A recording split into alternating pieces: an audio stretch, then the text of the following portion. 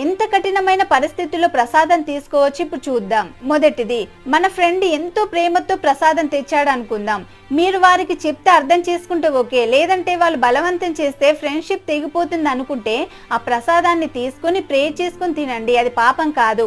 మీ ఫ్రెండ్కి చెప్పండి, జనరల్గా నేను ఇలాంటివి తీసుకోను, బట్ నువ్వు బాధపడతావని తీసుకుంటున్నానని చెప్పి తీసుకోండి.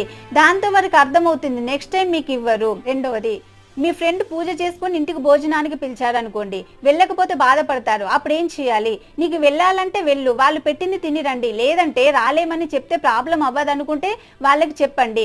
లేదు దానివల్ల వాళ్ళు దూరం అవుతారంటే తినండి. సాధ్యమైనంత వరకు తినకుండా ఉంటేనే మంచిది. ఇక కుదరని సిచ్యువేషన్ ఉంటే తినండి. మూడవది, హిందూ కుటుంబం నుండి వచ్చిన స్త్రీ అన్యుడైన తన భర్త తినమంటే తను ఏం చేయాలి? తినినా తినకపోయినా భోజనమును బట్టి దేవుడి క్యారెక్టర్ ని డిసైడ్ చేయడం. ఇంట్లో నీ భర్తకి ఇష్టం లేదన్నప్పుడు అలాంటి సిచ్యువేషన్ లో మీరు తిన్నంత మాత్రాన దోషులుగా ఎంచబడారు. పరిస్థితులను బట్టి తీసుకోవాలా లేదో చూసుకో.